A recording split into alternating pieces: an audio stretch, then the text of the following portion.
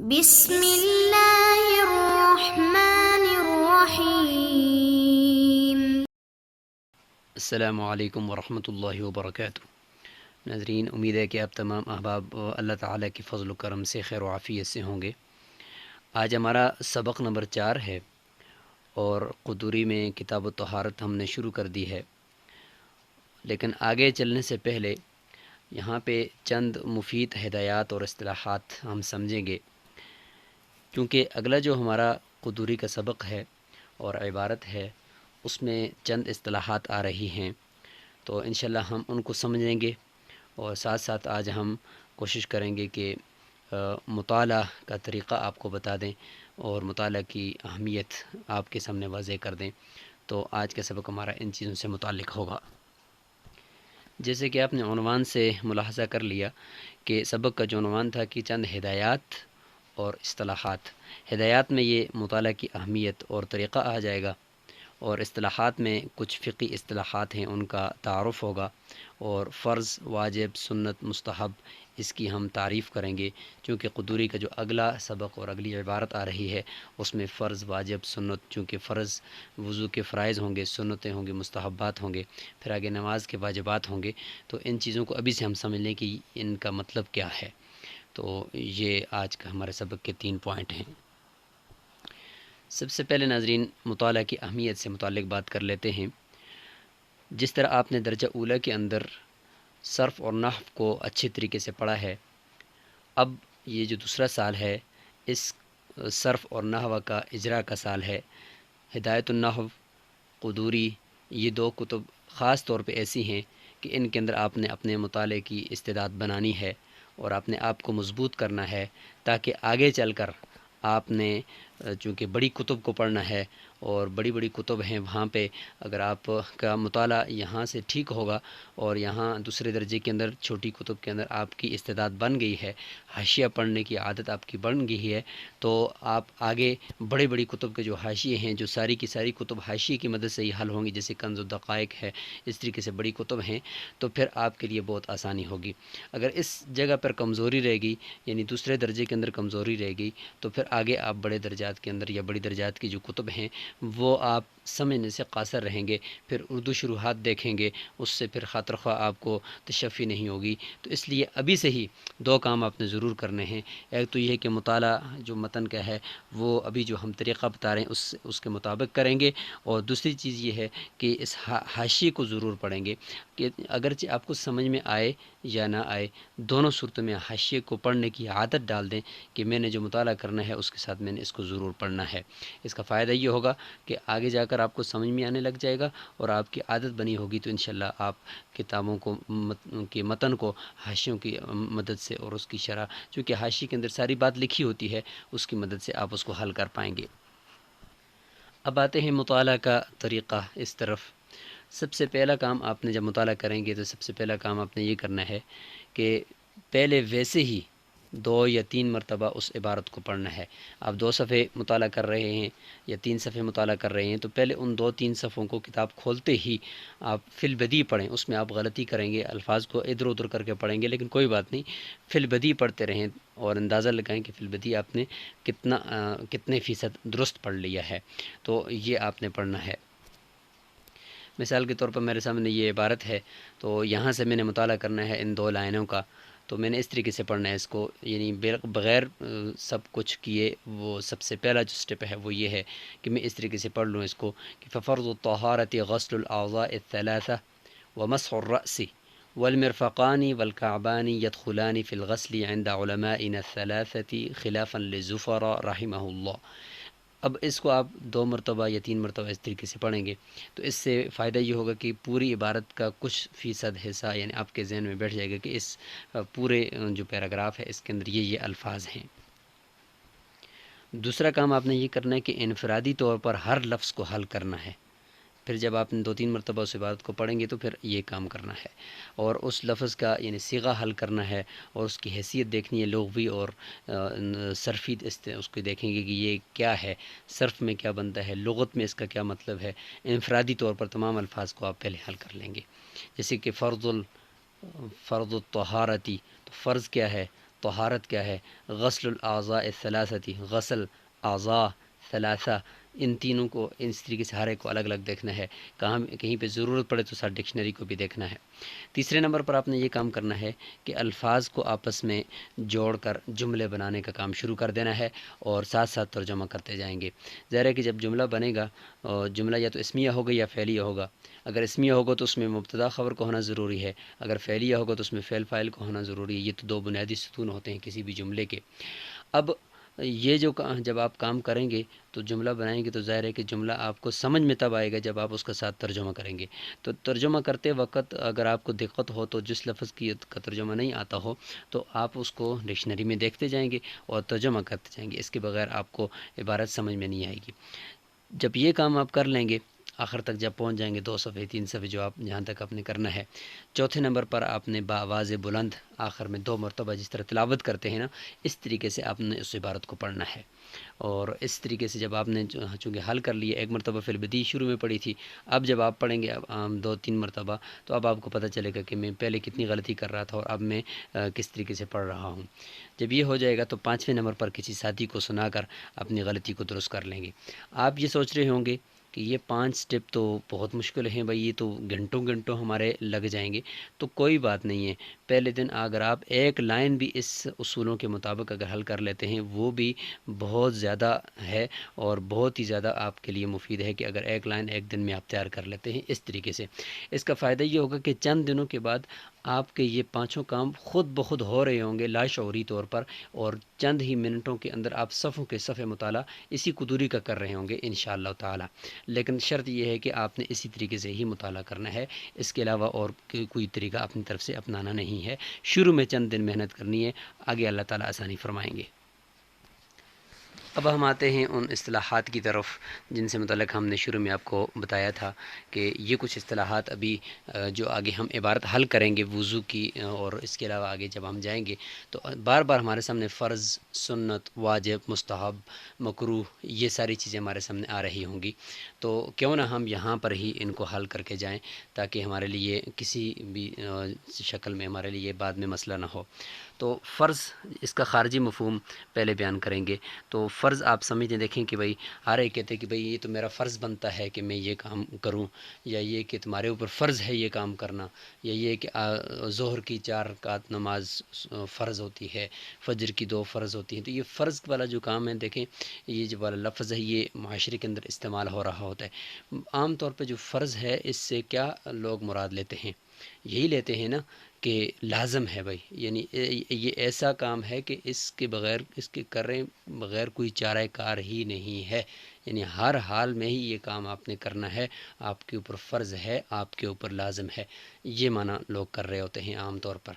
تو لغت میں اس کا کیا معنی ہے؟ عربی چونکہ عرب لفظ ہے تو اس کے 2 لغوی معنی یہاں پہ بیان کیے گئے ہیں، التقدیر والقطع۔ تقدیر یعنی مقرر کرنا، جیسے کہ اللہ تعالیٰ نے فرمایا نا قد علمنا ما فرضنا، کہ مہر میں سے جتنا ہم نے جو فرض کیا ہے یعنی مقرر کیا ہے وہ ہم جانتے ہیں کہ کم سے کم مقدار جو ہے وہ اس کی 10 درہم ہے۔ تو یہ تقدیر کے معنی میں بھی ہے قرآن مجید میں۔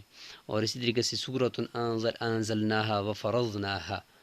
اور والقطع، قطع کے معنی بھی ہے، قطع کے معنی یقین، قطعی طور پر، جیسے ہم کہتے ہیں نا قطعی طور پر یہ بات ایسے نہیں ہے یا ایسے ہے، تو قطع اور یقینی بات، پختہ بات۔ تو فرض کہ یہ 2 لغوی معنی ہو جائیں گے۔ اور اب اصطلاحی تعریف کی طرف ہم آتے ہیں، خارجی مفہوم تو ہمیں سمجھ میں آ گیا۔ اصطلاحی تعریف اس کی ہے کہ عبارۃ عن حکم، کہ نام ہے، فرض نام ہے ایسے حکم کا، مقدر جو اللہ تعالیٰ کی طرف سے مقرر ہو، لا يحتمل زیادتا ولا نقصانا، نہ اس میں زیادتی ہو سکتی ہے نہ اس میں کمی ہو سکتی ہے، ان چیزوں کا وہ احتمال نہیں رکھتا۔ ثبت بدلیل قطعی، جو دلیل قطعی سے ثابت ہو، دلیل قطعی یعنی قرآن ہوتا ہے یا خبر متواتر ہوتی ہے، اس کو دلیل قطعی کہتے ہیں۔ لا شبہۃ فیہ، جس میں کوئی شبہ بھی نہ ہو۔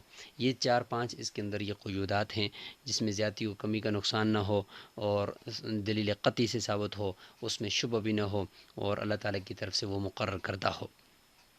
تو اس کو ہم فرض کہیں گے۔ پھر آگے جب ہم عبادات پڑھیں گے تو وضو کے اندر فرائض ہوں گے، غسل کے فرائض ہوں گے، نماز کے فرائض ہوں گے، حج کے فرائض ہوں گے، تو ان فرائض کو پھر ہم وہاں پہ پڑھ رہے ہوں گے۔ تو اب یہاں ہمیں بات سمجھ میں آئے گی کہ فرض کسے کہتے ہیں۔ السنہ، دوسرے نمبر پر ہے سنہ۔ سنت کسے کہتے ہیں؟ جیسے کہ ہم کہتے ہیں کہ بھئی حضور صلی اللہ علیہ وسلم کی سنتوں پہ عمل کرنا، تو یہ سنت عام طور پہ جو ہم عرف میں استعمال ہوتا ہے، اس کا خارجی مفہوم کہ بھئی یہ کام کرنا سنت ہے، وہ کام کرنا سنت نہیں ہے۔ تو یہ سنت تو میرے خیال میں جو عرف میں ہوتا ہے، آپ لوگوں کو بھی معلوم ہے، وہ لوگ یعنی ہمیشہ سنت کا اطلاق دین کی کسی چیز کے اوپر کر رہے ہوتے ہیں کہ دین کا یہ کام یعنی اس کام کو ہم سنت کہیں یا نہ کہیں، وہ پوچھ رہے ہوتے ہیں کہ یہ مسنون ہے، یا اتنی لوگوں کے ہاں اویئرنیس ہے کہ وہ حضور صلی اللہ علیہ وسلم کے جو کیا ہوا عمل ہے اس کو سنت کہہ رہے ہوتے ہیں۔ تو بالکل ٹھیک عرف ہے۔ لغت میں بھی دیکھیں سنت کا معنی ہوتا ہے الطریقۃ المسلوکہ، الطریقہ یعنی مطلقاً وہ راستہ جس پہ آپ چل رہے ہیں، اور وہ مسلک یا وہ طریقہ جس کے اوپر آپ چل رہے ہیں، تو اس کو طریقہ ہی کہیں گے۔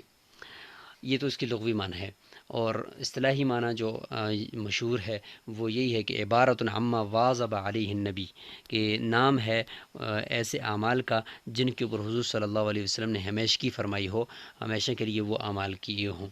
یا او احد من الصحابتی، یا صحابہ میں سے کسی ایک نے اس کام کو کیا ہو، اس کو بھی سنت کہیں گے، کیونکہ حضور صلی اللہ علیہ وسلم نے فرمایا تھا کہ اصحابی النجوم فبأیہم مقتدیتم اہتدیتم۔ اور دوسری ایک روایت بھی ہے جس سے پتہ چلتا ہے کہ یہ صحابہ کرام کی کا جو اعمال ہیں وہ بھی سنت کہلائیں گے۔ اور دوسرے نمبر پر اس میں یہ ہے کہ وَيُؤْجَرُ عَلَىٰ إِتْيَانِهَا، کہ جس کے کرنے پر اجر دیا جائے، وَيُلَامُ عَلَىٰ تَرْكِهَا، اور جس کے نہ کرنے کے اوپر ملامت کی جائے۔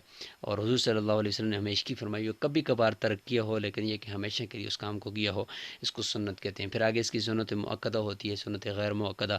مؤکدہ سے آپ سمجھتے ہیں، مؤکدہ تاکید سے ہے کہ جس کام کو ہمیشہ کے لیے حضور صلی اللہ علیہ وسلم نے کیا ہو، اور غیر مؤکدہ کہ جس کو کبھی ترک بھی کیا ہو۔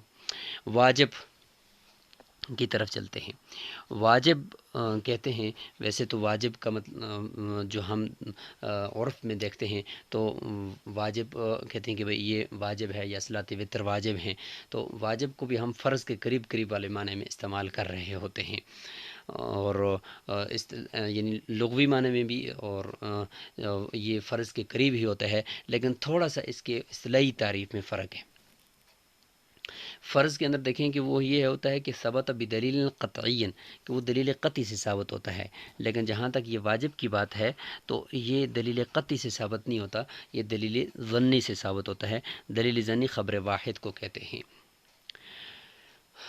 یعنی اس کے اس حوالے سے تو ظن نہیں ہوتا حدیث میں کہ وہ حضور صلی اللہ علیہ وسلم کا قول نہیں ہے، لیکن اس کے جو درمیان میں طرق ہوتے ہیں اور سند ہوتی ہے، اس میں کہیں پہ کوئی ظن ہو سکتا ہے، تو اس لیے دلیل ظنی سے یعنی حدیث مبارکہ سے جو ثابت ہوگا اس کو ہم واجب کہیں گے، اور اس کا کرنا جو ہوگا وہ تو لازم ہی ہوتا ہے، باقی جو عملاً جو ہے وہ بالکل فرض ہی کی طرح ہوتا ہے۔ صرف یہ کہ فرق یہ ہوتا ہے کہ فرض جو ہوتا ہے وہ دلیل قطعی سے ثابت ہوتا ہے، اور واجب جو ہوتا ہے وہ دلیل ظنی سے ثابت ہوتا ہے۔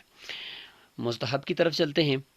مستحب جیسے کہ آپ حضرات آپ بولتے رہتے ہیں کہ یہ کام مستحب ہے، مستحب کے بعد فوراً ہی ساتھ لوگ یہ جملہ بول رہے ہوتے ہیں کہ کرو تو ٹھیک ہے، نہ کرو تو پھر بھی ٹھیک ہے یار۔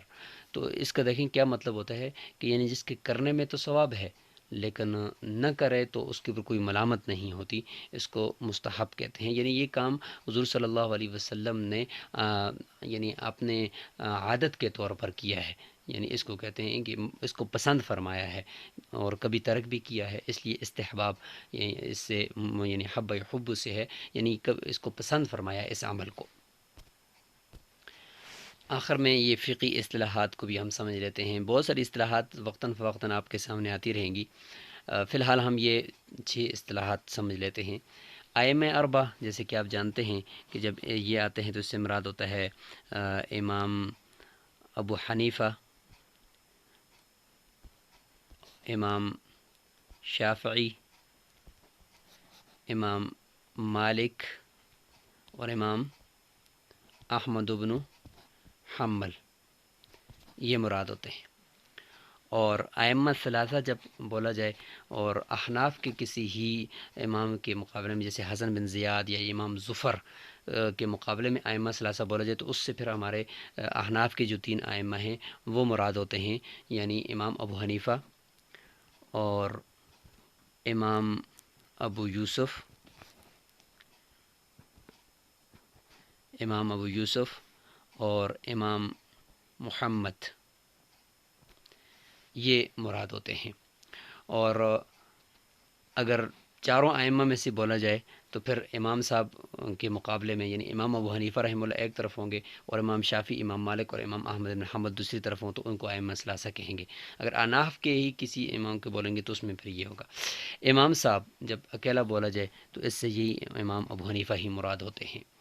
صاحبین جب بولا جاتا ہے تو یہ امام صاحب کے مقابلے میں جو ہوتے ہیں صاحبین، یعنی ان کے 2 شاگرد امام ابو یوسف اور امام محمد، ان کو صاحبین کہیں گے۔